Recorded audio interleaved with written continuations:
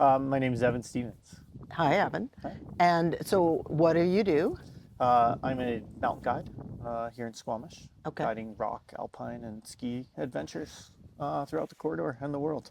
Okay. Yeah. Very interesting. We're going to talk about that in a second, but tell me, when did you move to Squamish? I first came to Squamish in 1998.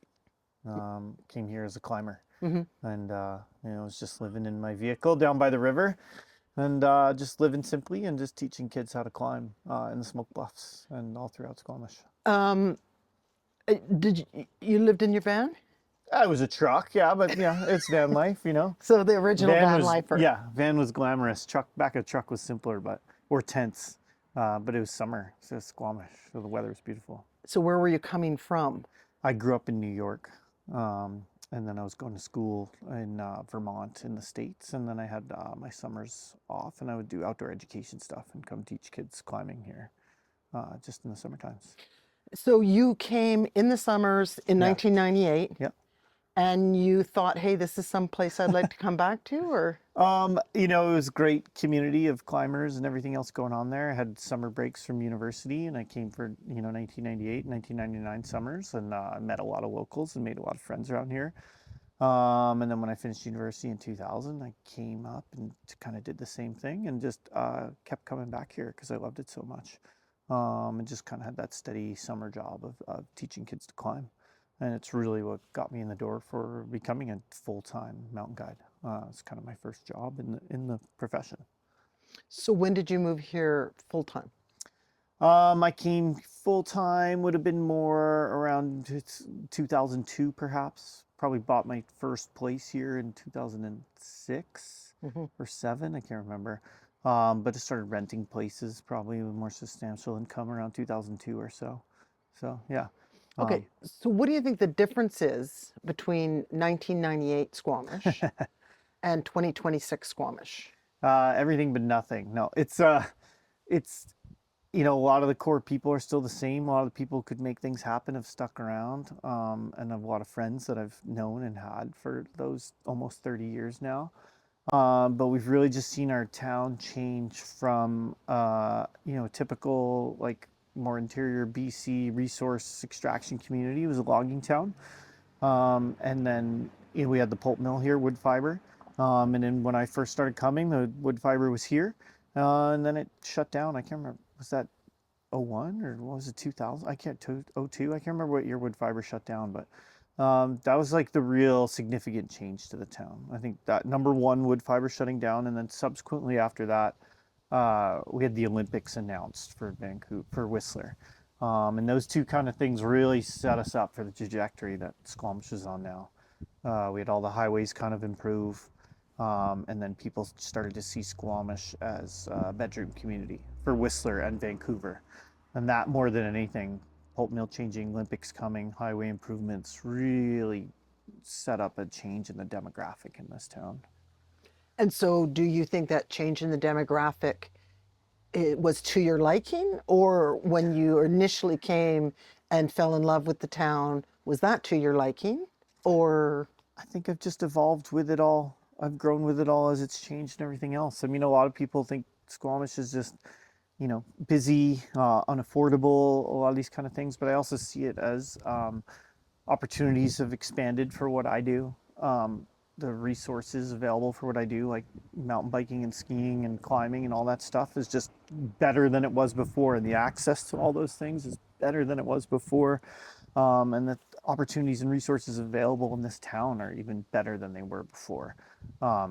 You can be kind of like insular in Squamish and make it work. right. Like back in the day, you'd have to leave Squamish to get a lot of things done in life, and Yeah. now you can stick around Squamish and get a lot of things done. It's as simple as like restaurants, but it's also more like there's ski shops that service the needs I have, and Yeah. climbing shops that do those things, and more of climbing gym, all that. There's tons of stuff here that was never couldn't be supported before by too small of a demographic. Right. Right. No, interesting. Well, we did lean into the adventure Yeah, capital sort of moniker. totally. And do you think we're putting enough resources as a community, the right amount or too much resources into those things that you just talked about? Like, because it is a bit of a double-edged sword, right? Totally. When you make it too accessible for people, then it starts to get overrun and you end up with people in the backcountry that maybe shouldn't be. Yeah, yeah, fair enough. I mean, we're always gonna have that problem. That's the beautiful thing about where we live is a lot of reasons why we love it because it's at our doorstep. And Yeah. it's right there and it's ready for us. Um, but also think as a town and as like a socioeconomic impact, we haven't fully grasped and appreciated like how much the outdoor DNA that we have really fuels this town on a lot of levels. There's been some great economic studies, impact studies on like how much money climbing brings to town, how much money biking brings to town, all of these things. And we're talking like tens of the millions of dollars in economic impact there, let alone skiing stuff, right? Right. It's funny right now having just changed the seasons to getting into climbing and doing all that stuff again, and like it's amazing how quiet rock climbing is right now because the summer travelers and vacationers haven't shown up here. But then, in another month and a half from now, it's just going to be nonstop busyness in this town. Like can't get parking spots, parking lots are full everywhere, the trails are full, Chief is full of climbers, all the campgrounds are full. I mean, even this morning we tried to book some camping at like Porto Cove or Alice Lake, and it was like 7:01 a.m. and Yeah. it was like impossible. Can't do it. You can't do it. So the place is discovered on that level in a lot of ways. And again, like we said, it's the double-edged sword. It's a blessing and a curse. For me, it just means more business, more things, people doing things, and yeah, like climbing's busier and biking's busier, whatever else. But we've also grown those resources as the demand and as the user count has come to do those things. So there's way more climbing opportunities and bike trails and ski access than there ever was before 20, 30 years ago, which then drives an even greater economic impact for more people to come and do these things because it's even, more world class than it was before. And it's truly world class when it comes to climbing and biking and skiing. This is one of the best places in the world for it. And you're saying that based on what expertise? I mean, it's, my profession as an internationally certified mountain guide. I've traveled the world to climb and ski. Okay. And I've been all over the place. And you can just walk around any of the cliffs and trails here in the summer, and you'll hear a lot of languages from a lot of different places in the world because we are global. So this isn't just an opinion in No. this is what you're seeing out there in the industry. Yeah, when it comes to climbing in the summertime, there's not many better places in the world to come because of our climate. The ocean, the cooler breeze, the shady aspects. It's one of the best summer climbing destinations in North America. So people come here from all over.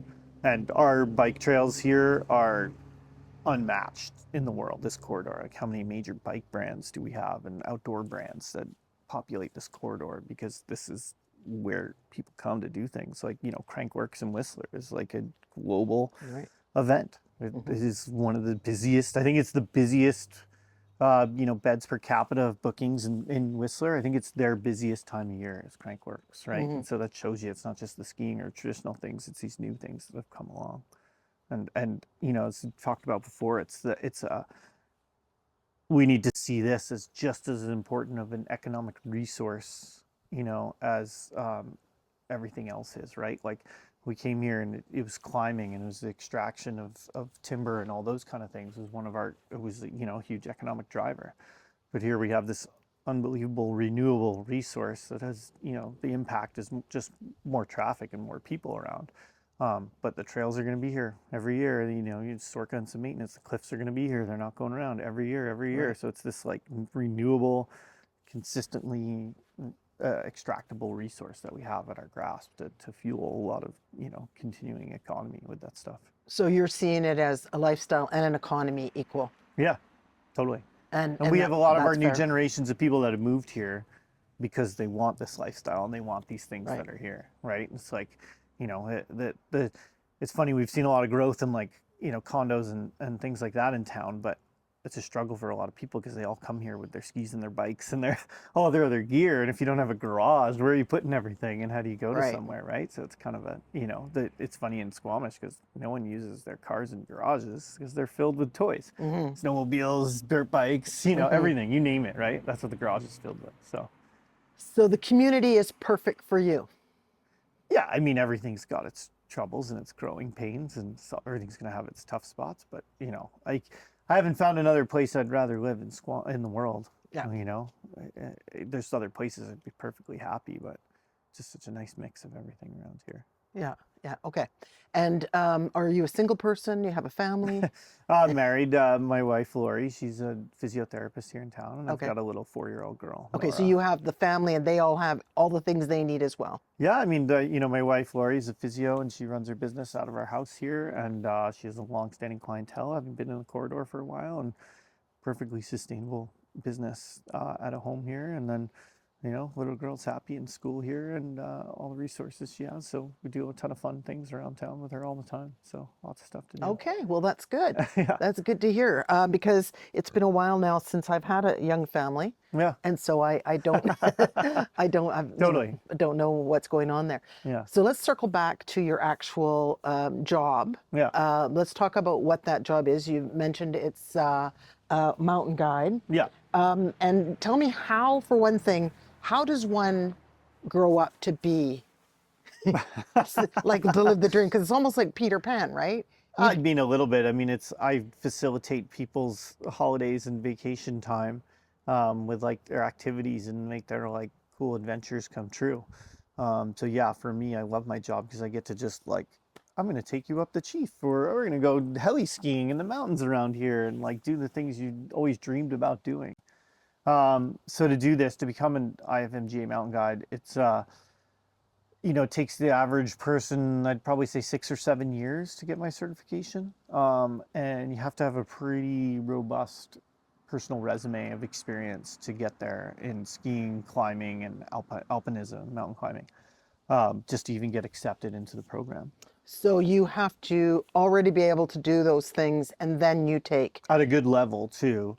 And then once you're there recreationally, then you take these training courses and exams to certify you in each one of the disciplines of rock climbing, alpine climbing, and skiing, ski mountaineering. And so I've completed in all three of those, and so that gives you an internationally recognized certification.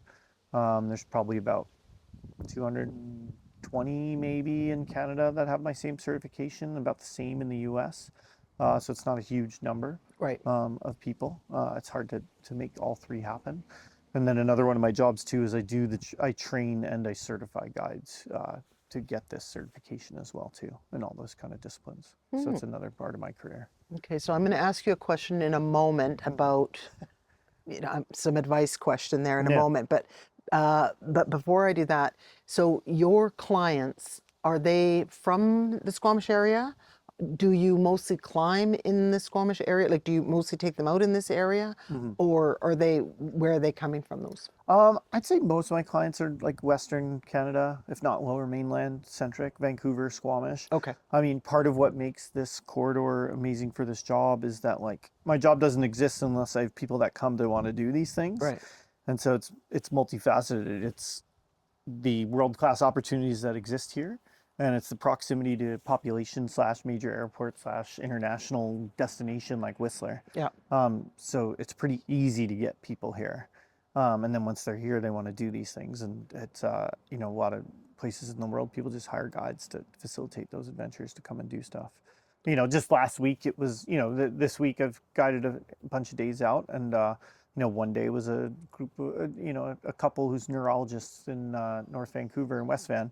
And they just come out with me regularly, skiing, climbing, that kind of thing. And then a few days before that, was this young woman from the United Kingdom who was here on holiday, and she wanted to climb the Chief. She was a climber, but she didn't really know anyone to make it happen. So she called me up, and we went and climbed the Chief together. So, yeah. Interesting. So that's a good, just in the week, that's a great example of who comes and what they want to do. So you get to see, though, our town with fresh eyes Every time. all the time. Yeah, and they're like, what should we do? And like the one lady, she had like the next morning free in Squamish, and I was like, well, you just climb to the top of the Chief, so you don't need to hike the trail on it. And I was like, oh, grab a paddleboard and check out the ocean, like go down and see. There's been orcas and humpbacks in the Sound lately, like get out there and see that, and seals around. Or if you're not a mountain biker, you can't do that. Or just lots of cool things to do like that. So Right. Cool. So but you are living the dream, Evan. I mean, I think that's a lot of people's dreams, and so good for you for getting there. Yeah, and doing that. Yeah, I worked hard to get here, but I'm super fortunate too that like this exists, that I can do this. that I can feel fulfilled from my job and like following my passions, and then like pass that on to folks too and fire Right. them up for it. Yeah, share. Yeah, Share that. exactly. So my question that I was going to come back to is for an experienced outdoor guide, Right. and there'll be people who will watch this that are not experienced Yeah, outdoor people, but we have really close proximity to trails. totally. Do you have any advice? Do you have any stories about that? Do you have any? Oh, I mean, you know, we don't. I know lots of folks on the search and rescue teams, and I work with a lot of helicopter pilots that go out for these rescues and see the things. And um, you know, it's kind of like twofold. Like, who ends up getting rescued? One is people that just have bad luck and have a bad accident. And it's just it happens, right? Like you fall down, you twist your ankle, and you're on a trail, you can't get down. They need help, right? Yeah. Or just you know any kind of climbing accident or bike accident, like these things happen. The second one would just be people who, one of the most amazing things about just going for a walk in the woods is that it's just that, it's like cheap, it's accessible, the information is everywhere on the internet now and on map apps, and I love that you don't need to buy some membership or do some Yeah. get a ton of gear. It's like you just get a nice pair of walking shoes and you find a trailhead and you go for a walk. But a lot of people, if they've never done that stuff before, they don't have appreciation for how complicated it gets as soon as you're like wilderness or just like inaccessible from a road easily, right? Like as soon as that happens, like BC ambulance isn't coming to get you. They can't roll up to the driveway and do something. So it turns into a search and rescue. And so people are just, you know, they're just naive or I don't know, ignorant seems like it has strong connotations. They just don't know. You don't know what you don't know. Right. And that seems to be the classic example. And so, for anyone that wants to venture out in there, it's just kind of like, you know, be a little prepared. Try and find out as much information as what you want to do as you can. Tell someone who's not going where you're going and what your plan is to do. And then have some kind of communication device that if something does happen, you can call for help. And these days, with the newest iPhones or Android phones, they all have satellite connectivity, and that's not as much of a problem as it used to be. But if you don't have a kind of satellite connection device, you kind of need to get one to make sure you can do that. And then after that, it's the classic too, just like a little bit of food, a little bit of water, and an extra layer. Those kind of things can see you through a lot of stuff. Right. Now, I'm just hurt myself. I'm on a trail. My battery in my phone just died. Any advice there? Oh, yeah. Do you try and walk out? It's getting dark. Do you stay where put? Have you been on the trails here when it gets dark and you don't have a headlamp? Yeah. And it gets dark in the jungle like crazy fast, right? So it's a tough one. You know, it just depends on someone's comfort with where they're at.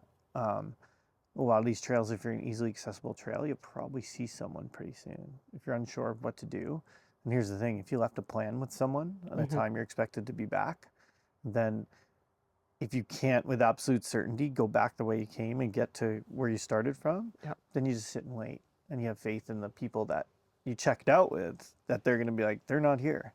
Right. We need to call for help now. Okay, so your advice would be to stop where you are. Stay put, don't get more lost and don't get more hurt. Okay. Okay, good. Unless you have total confidence that you can reverse what you did. Good advice. Yeah. Okay, do you have a favorite? Let's talk about biking trails. Oh, yeah. What would, Just right out the door, we're right here by Debex and Alice Lake right here. And there's some of the coolest trails. They're the most unique trails in our corridor because of their big granite rock slab features and their woodwork on them. So any number one of these I kind of love.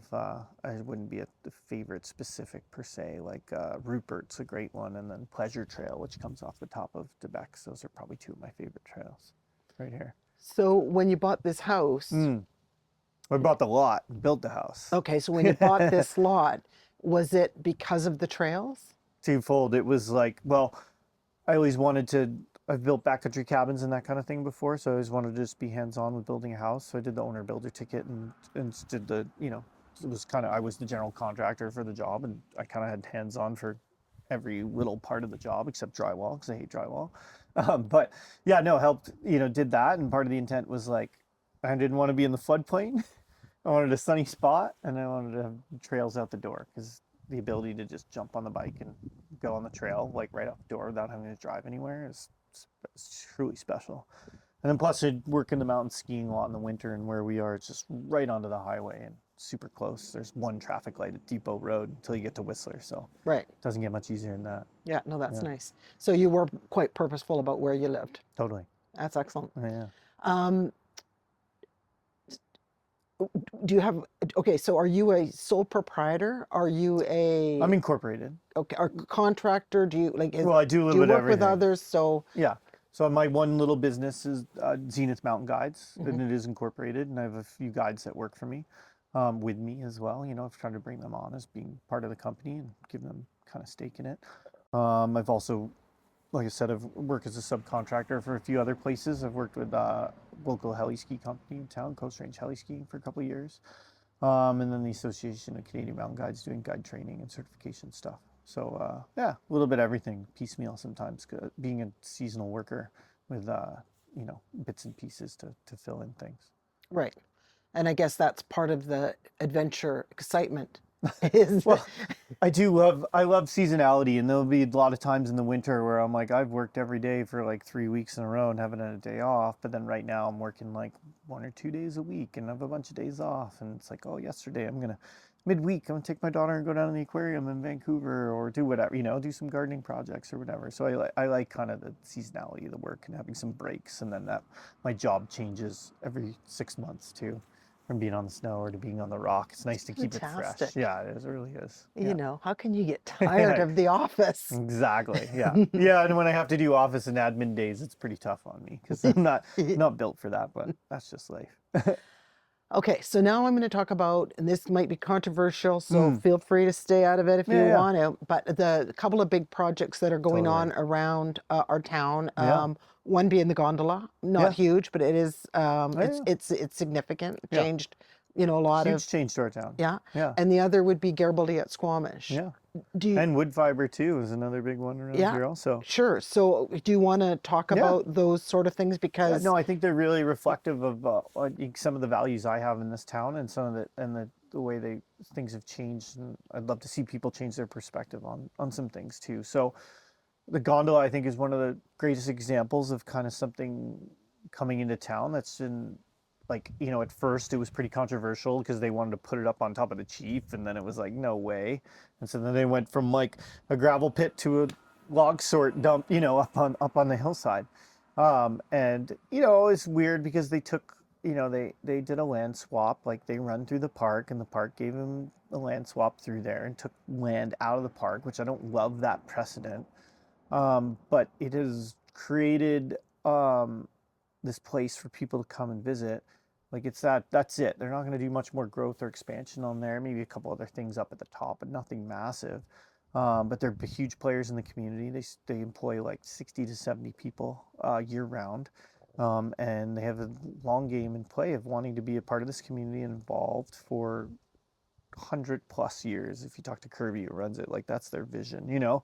And it's this sustainable resource extraction. It's like our natural beauty and a scenic thing to view and see. And it's the harm has been done, the impact's been made, and that's it. It's sustained, and it's gonna, in perpetuity. Tough talking with that word, but my point being, like, it's not going anywhere, and it's just adding to our town, and they do a lot of cool social events and community events, and they give back to SAR. They fund us, my company, to do like some avalanche assessments up there to provide more information and snowpack knowledge to folks in the town. So they support that big time, and we've helped us install weather stations and webcams to help people be more informed in the backcountry. They donate to SAR pretty regularly. So in my mind, it's a wonderful example of like, some impact, but at the same time, the long-term benefits and payout, what they give back, has been awesome. On the contrary, then you have, kind of wood fiber. And so just seeing it change from the pulp mill now going back to this resource extraction, my hope is that in the long term that we get a big tax break, not break, but tax, benefit inflow from that. And then we'll hopefully see some good gains from it. But it's a tough one in terms of like, when I first came to town here in the 90s, like Howe Sound was pretty dead zone from, Britannia mine runoff and everything like that. And like, there was not like orcas and humpbacks and like the wildlife that is in this sound that was once, that it wasn't there 20 Yeah. or 30 years ago. And now it's amazing how much life has come back into there. So I'm fearful of some of the impacts of tankers and flare off and those kind of things will have on some of that, because I want to see what I love to do in the mountains and playing and biking and skiing and all these things. It is a resource too, and we gain economic benefit from that resource. And I want to see that as respected as traditional resource extraction Right. is. And that's kind of the tough part of it. So there's benefits to be made. There's good jobs there. There's money coming into the economy. All those things, can't argue it. But it does come with a price to be paid for, kind of its environmental impacts. And then you look at, Garibaldi at Squamish trying to get built up on Rome Ridge too, and resort development in this province is really interesting, because we saw it a lot with Jumbo Pass Resort in the interior when they were trying to push that in, and ultimately got denied. And basically, if you do the research on what it means to do resource development in this province, it's that if you're going to create some big new thing there, the province just basically gives you land for pennies on the dollar. And it's basically carte blanche for developers to just kind of go in and just slam a bunch of townhouses and condos over. And then it turns into a bunch of speculation and those kind of things. So it's like, if you look at any of these things that have gone, the original person who comes up with the idea is never the one that sees the project through to fruition. It's usually flipped over like 3 or 4 times like any other real estate transaction, Right. because people are just trying to make money on it, make money on it, make money on it. And it's a pretty wild place and special to a lot of locals, a huge snowmobile resource and ski touring access. It's right on the edge of the provincial park. And so it's not a place to put 5,000 beds with no water and no place to put the sewage and the septic and Right. and no road that would get easily built. But at the same time, I've just come fresh from Europe where you have trams and lifts that go everywhere, and they do resorts that are minimal impact. They just put a chairlift in and get you up to there, and then you do your thing and you ski around and you have access and you play in there. And there's a village down at the bottom, which we have here already, and that's Right. where people stay. And then, if you do that and then you have more restaurants or facilities or something like that, like this is where it can be supported, but it can't be supported up in that mountain So if environment. I'm hearing you, Yeah. you're saying you maybe don't completely support the Garibaldi at Squamish as it's currently No, presented, but if it was something more like the gondola, exactly. where you're going up to something easily but coming down, and Exactly. not then that would be something you think. Yeah. That the resort development is a land grab, and it's just to build homes and make some money off that and turning those things over. But that's just not sustainable in that place in a way that we can do in this modern world too easily. And it comes at the loss of a great recreational resource for a lot of folks too, and wildlife habitat and all those kind of things. So Right. it would need to get re-envisioned big time, but in its current proposal state, like I don't see it as a good thing moving forward. Okay.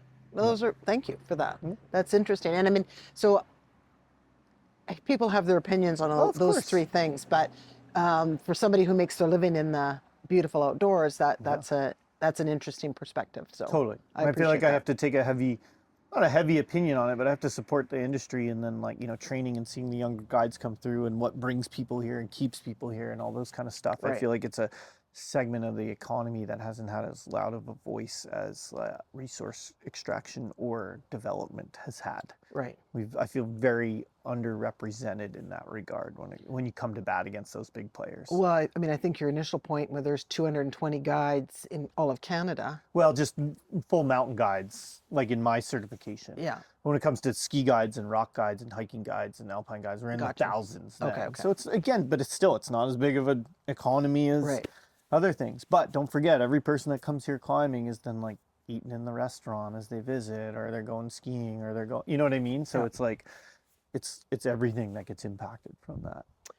When you bring a guest in Mm-hmm. from out of town, you have family or friends visit. Yeah. What would you do with them? Depends on what the age bracket or what their level of adventure attitude is or whatever. So, for example, my little nephew from New York, he loves climbing, and so my sister and my brother-in-law, they're into it too. So we go out climbing and do fun things. I think almost every relative that's come, I've always taken them up the gondola, because then that's how they can see the beauty I see from up high places in the mountains. They can sort of get that same feeling for it. I love the waterfront, the Spockus Feather Park down there. Waterfront is truly world-class, spectacular park down there. It's so beautiful down there. To do those kind of things, and then the trails, always the trails around here too, are awesome to get out on. Do you have a favorite restaurant? I think Taka Ramen is probably our favorite down there. It's just kind of authentic, good ramen and good sushi there. So, with the main chef there, he's been around the community for a long time because he was originally at Sushi Sen and then sold out there, but then moved to Taka. So it's great. Yeah. You know you've been around a while when you've followed the chefs. Yeah, totally right. Okay, so basically you love Squamish. Yeah. You're happy it's here. You don't think anything's missing. You think we're heading in the No, right no. direction, and that's great. I mean, that's nice. That's encouraging. That's beautiful. Oh, I love it. I just think there's so many. I like town / city this size.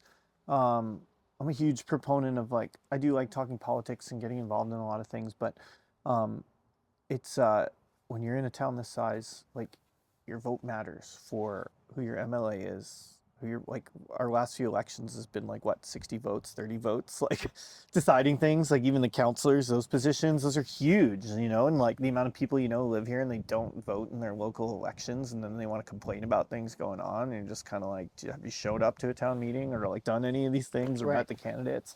All these people are accessible. I've had one-on-one meetings with Jeremy Valeriot, who's our BC representative, and with Patrick Wheeler as well too, just talking about the things I care about in here, and they're locals that care about this place, and they're super accessible too, and I love that we can do that, and that we're still small enough that we can make those things happen. There's things that are growing and there's changing and there's threats to it all. Next big one is going to be what happens with the Chima lands right here. Yeah. That's huge. It's outside our development boundaries, but that's been a huge threat to the beautiful place I live, and it threatens the world-class mountain biking trails that draw a lot of people here into this town. So that's going to be a big decision for this town. Is your building houses more important than resources / reasons a lot of people live here? Time will tell. Well, and I think so. And it depends on when you showed up in town. So for some Yeah. people, they say this Sky Ridge area is one bridge too far. So kind of, I know. it's hard to know when. I guess this was just a hot, messy gravel pit Right. for how many years? Yeah. I live right I used to bike up here to Jack's Trail, do this hot, dusty, dry gravel And you thought pit. that's where I want to live. Well, then I had to turn around a little bit. But, my point being, it was always within the development boundary is right there, Yeah. And I get that too. It's the same with the university, right? It's we're building all these things on the fringe. And that's been a big part of our growth problems in this town, is that people came to Squamish from Whistler and Vancouver because the Canadian North American dream of a single family home with a lot and a garage was still affordable here and accessible, and it wasn't everywhere else. And it's not that case anymore. It's still there and cheaper than some of those places, but it's so expensive.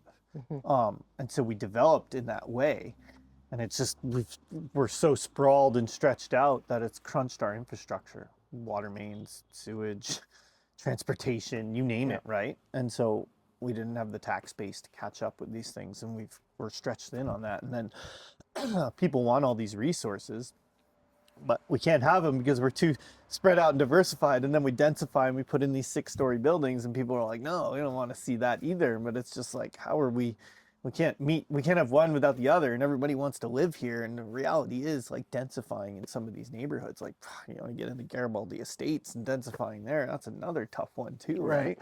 It's really hard. I lived there for 10 years on Diamond Head Road, so I know what that. I appreciated just never getting in my car and just walking a minute to the stores, and it's flat and it's easy to get around, and it's wow, it makes sense to infill a lot of that. But then there's 5-acre parcels of ALRs right there too, with these heritage properties, and you're just wow, how do you? Growth's hard. Growth and is you're hard. always going to have to change from the things you love or adapt a little bit, and I think you have to have that. you either got to have a voice and have a good reason for why you want to fight the change, and have good options that are still going to get us to the other places. But we're one of the best climates, and it might rain a little bit, but we're not too hot, we're not too cold. We have all the resources, water, land, everything. We're a stable country. Like, everyone wants to move here, Right. and people are going to keep on coming here. Yeah, right. Okay, well, that's great. Okay, now that's great. That's lots of food for thought, I Yeah. think, and and just another great perspective. So I super do appreciate that. Yeah. Do you have a book that you're reading currently, or Yeah. something on your night table? Yeah. I've been reading the trilogy of the Three Body Problem, so I'm almost done with the second book of that one. So science fiction, but science fiction is always good commentary on kind of looking at things from a global perspective. So yeah, that's been my. It's go-to. easier in some ways, I think, to look at real problems through the lens of science fiction because it's not too scary when you look at reality right now. Yeah. That's too much. But if You're you like, can, yeah. yeah. I know. It's like I used to listen to a lot of like current events podcasts and stuff, like the Daily New York Times and that kind of thing. And I read the New York Times kind of stuff every day, but it's just it's pretty overwhelming these days because you're just inundated with kind of too much crisis. Yeah. Yeah. So I think it gives you a little bit of good escapism. Yeah, a bit of an arm's length to the Yeah, issues for sure. totally. Okay, and do you have a favorite like music or podcast? Tell me what podcast is your favorite. Oh, I don't know. I've been doing audiobooks more than anything instead of podcasts the last little bit, but I kind of just go all over the place with podcasts. Like I said, the Daily New York Times one was a regular for a long time. But I haven't been these days. It's more good children's books like Daniel Tiger or Peppa Pig getting read, so my 4-year-old's happy in the car. Understood. Yeah. There only so much time. Totally. Okay, do you have a piece of advice, that just general life philosophy that you sort of live by or try to wake up to and think? In that regard, one of the people like to complain or criticize or do a lot of things like that, and there's a classic Gandhi quote that's "Be the change you wish to see in the world." So it's one thing to say something or complain about something or do whatever else, but like if you don't like how people are paid in a job, then be the person that hires people and pay them more. If you don't, like that's kind of, I think, my guiding principle is just kind of like, don't like something, don't just complain about it, take action on it, and be a positive change, be a positive force in the world. That's a great place to leave it, I think. That's a great thing. So thank you so much for taking the time to sit with me and have the rest of Squamish be able to meet you. So Yeah, fair enough. thanks, Great. Evan. Thank you.